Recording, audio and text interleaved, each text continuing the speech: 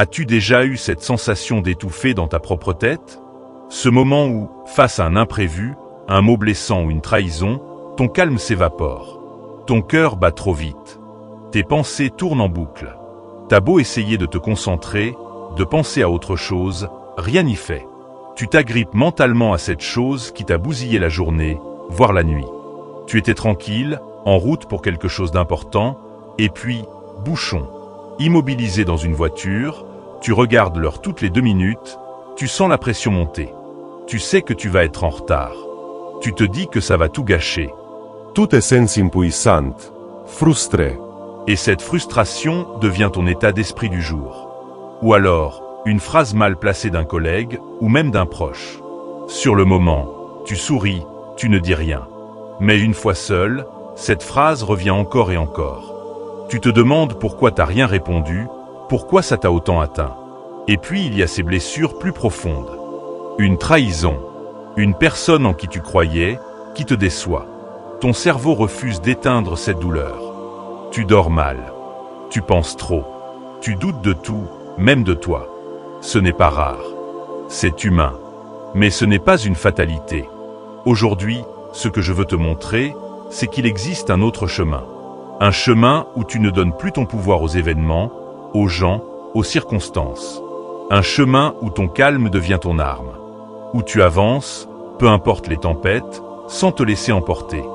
Où tu ne laisses plus la moindre remarque, le moindre contretemps ou la moindre déception voler ta paix intérieure. Ce chemin-là, il est fait de 5 grandes clés. 5 façons d'agir, de penser, de voir les choses différemment.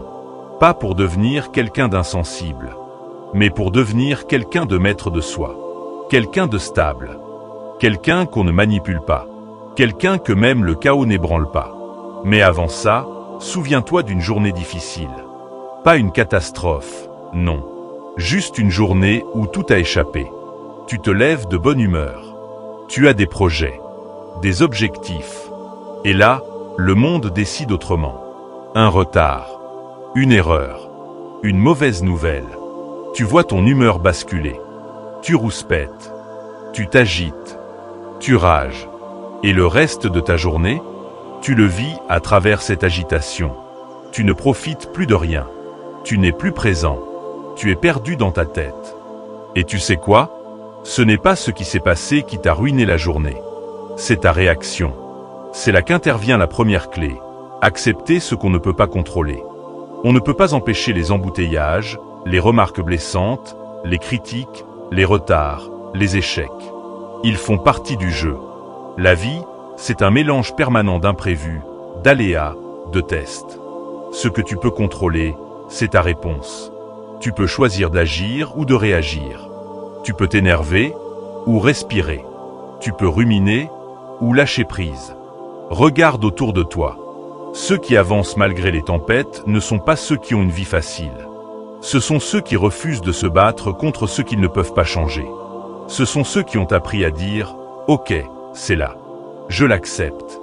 Mais je ne vais pas le laisser me détruire. » Alors la prochaine fois que la vie te sert un imprévu, pose-toi cette question simple. Est-ce que je peux y faire quelque chose? Si oui, agis. Sinon, respire, recentre-toi et laisse passer. La deuxième clé, c'est observer ses émotions sans les suivre. Tu n'es pas ta colère. Tu n'es pas ton angoisse. Tu n'es pas ta peur. Ces émotions viennent parce que tu es vivant, parce que tu es humain. Mais elles ne sont pas là pour prendre le volant. Elles ne doivent pas diriger ta journée. Imagine-les comme des vagues.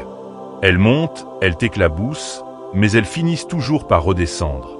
Tu n'as pas besoin de t'y noyer. Tu peux juste les regarder passer.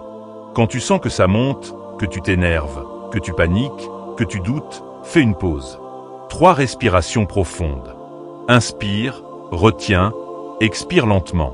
Regarde ce que tu ressens. Donne-lui un nom. Dis-toi, je ressens de la colère ou je ressens de l'injustice. Juste le fait de nommer ton émotion te donne une distance. Tu redeviens l'observateur. Et tu verras que déjà, ton calme revient. La 3e clé, c'est faire du silence une stratégie. Le monde est bruyant. Tout le monde veut répondre, argumenter, se défendre, crier sa vérité.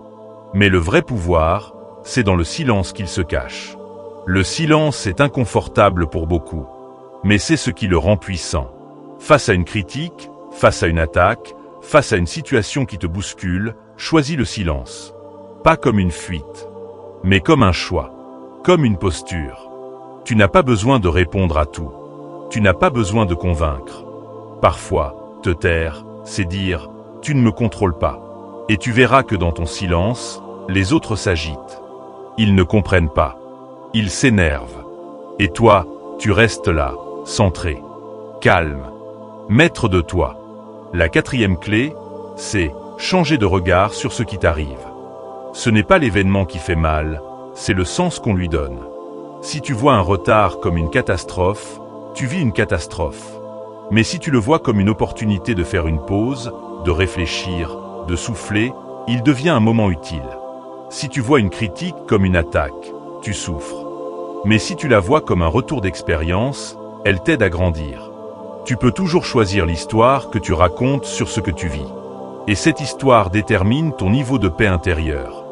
Commence à voir les galères comme des exercices de maîtrise de soi. Commence à voir les imprévus comme des rappels à l'instant présent. Tu ne peux pas changer le passé. Tu ne peux pas prédire le futur. Mais tu peux choisir comment tu vis maintenant. Enfin, la cinquième clé, peut-être la plus importante, cultive la gratitude pour rester fort. Même dans les moments les plus sombres, il y a toujours une lueur. Quelque chose pour lequel dire merci. Et ce simple acte transforme ton état d'esprit. Il ramène ton attention sur ce que tu as, pas sur ce que tu perds. Il te reconnecte à la beauté de l'instant, même si elle est fragile. Chaque soir, note 3 choses positives. Un sourire, une chanson, une conversation, un moment. Ce rituel ancre ton esprit dans la stabilité. Et quand les blessures sont profondes, comme une trahison, quand ce n'est pas juste une mauvaise journée, mais une douleur réelle qui revient, nuit après nuit. Là aussi, tu as le choix. Tu ne contrôles pas ce qu'on t'a fait. Mais tu peux décider de ne plus revivre cette blessure encore et encore. Tu peux écrire ce que tu ressens, le sortir, le poser, puis décider, est-ce que je continue à laisser cette personne me hanter, ou est-ce que je me libère? Parfois, le pardon ne change pas le passé, mais il libère ton avenir. Alors retiens ça, le calme, ce n'est pas quelque chose qu'on trouve par hasard. C'est quelque chose qu'on construit, qu'on pratique, qu'on cultive chaque jour. C'est une posture, c'est une force. C'est ton meilleur allié dans un monde qui veut te faire craquer. Quand tu acceptes ce que tu ne peux pas changer. Quand tu observes tes émotions sans les suivre. Quand tu choisis le silence au lieu du chaos. Quand tu changes la manière dont tu vois ce qui t'arrive. Quand tu pratiques la gratitude même dans l'obscurité. Alors tu ne survis plus, tu t'élèves. Alors, la prochaine fois que la vie te provoque, que ton calme est sur le point de s'effondrer, souviens-toi, tu peux choisir. Respire, redresse-toi, et choisis ton silence. Écris-le en commentaire, je choisis le calme, pour te l'ancrer, pour inspirer les autres. Et partage cette vidéo à quelqu'un qui mérite aussi de se reconnecter à cette force intérieure. Parce que dans un monde qui explose dans tous les sens, ton calme, c'est ton bouclier, c'est ton pouvoir, c'est ton héritage.